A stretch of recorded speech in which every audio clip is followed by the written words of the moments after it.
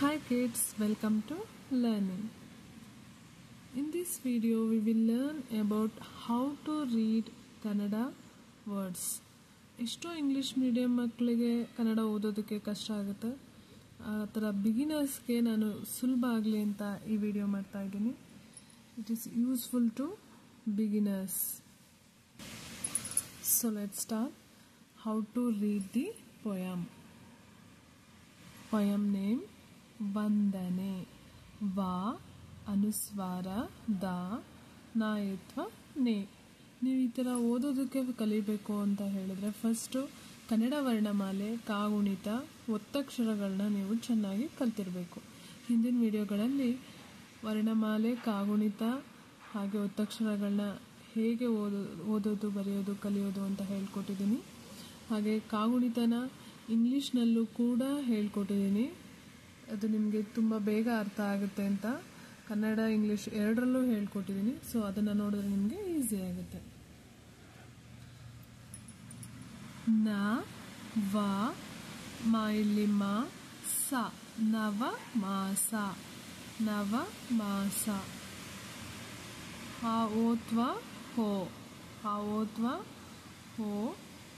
ತಾಗೆ ಕೊಂಬು ಕೊಟ್ಟಿದೆ. ಮತ್ತೆ ಇದು ಯಾವ ಒತ್ತು? ತಾ ಒತ್ತು. ತಾಗೆ ಕೊಂಬು ಕೊಟ್ಟರೆ ತೂ ಆಗುತ್ತೆ. ತಾವತ್ತಿರೋದ್ರಿಂದ ಇದನ್ನು ಒತ್ತಿ ಹೇಳಬೇಕು. ಹೊತ್ತು. ನವಮಾಸ ಹೊತ್ತು ಅಂತ ಓದಬೇಕು. ನವಮಾಸ ಹೊತ್ತು. ನೆಕ್ಸ್ಟ್ ನಾಗೆ ನಾವತ್ತಿದೆ. ನನ್ನ ಆಯಿತು. ನನ್ನ. ಇಲ್ಲಿ ನಾವತ್ ಇಲ್ಲದೆ ಇರೋದ್ರಿಂದ ಬರೀ ನಾ ಅಂತ ಹೇಳ್ತೀವಿ. ಇಲ್ಲಿ ನಾಗೆ ನಾವತ್ತಿರೋದ್ರಿಂದ ನನ್ನ ಅಂತ ಓದಬೇಕು. ನೆಕ್ಸ್ಟ್ ನಾಗೆ ಕೊಂಬಿದೆ. ನೂ ಆಗುತ್ತೆ. ನಾ ಕೊಂಬು ನು. ನನ್ನನು. ನನ್ನನು.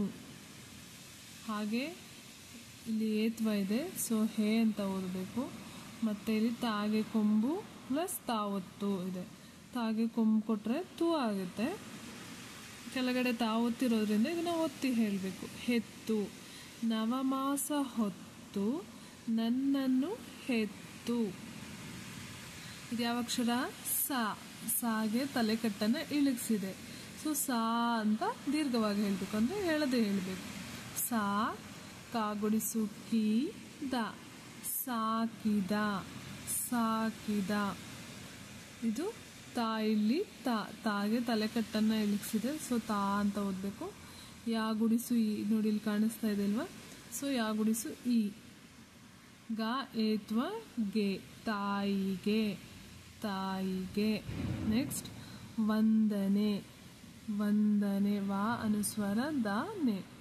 ನವಮಾಸ ಹೊತ್ತು ನನ್ನನ್ನು ಹೆತ್ತು ಸಾಕಿದ ತಾಯಿಗೆ ವಂದನೆ. ಈಗ ನನ್ನ ಜೊತೆ ನೀವು ಹೇಳ್ತೀರಾ? ನವಮಾಸ ಹೊತ್ತು ನನ್ನನ್ನು ಹೆತ್ತು ಸಾಕಿದ ತಾಯಿಗೆ ವಂದನೆ. ನವ ಅಂದರೆ 9. ನವ ಅಂದರೆ 9. ಮಾಸ ಅಂದರೆ ತಿಂಗಳು. ಅಂದರೆ 9 ತಿಂಗಳು ಹೊತ್ತು.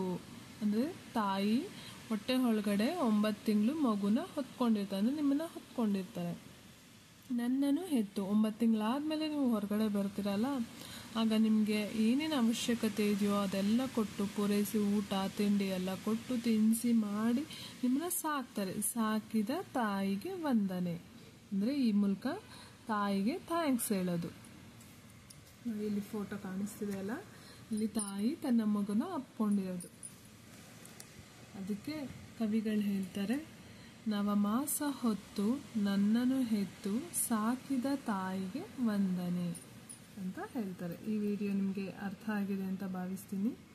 ಸೊ ಈ ವಿಡಿಯೋ ಇಷ್ಟ ಆಗಿದ್ರೆ ಲೈಕ್ ಮಾಡಿ, ಶೇರ್ ಮಾಡಿ, ಹಾಗೆ ಸಬ್ಸ್ಕ್ರೈಬ್ ಮಾಡಿ.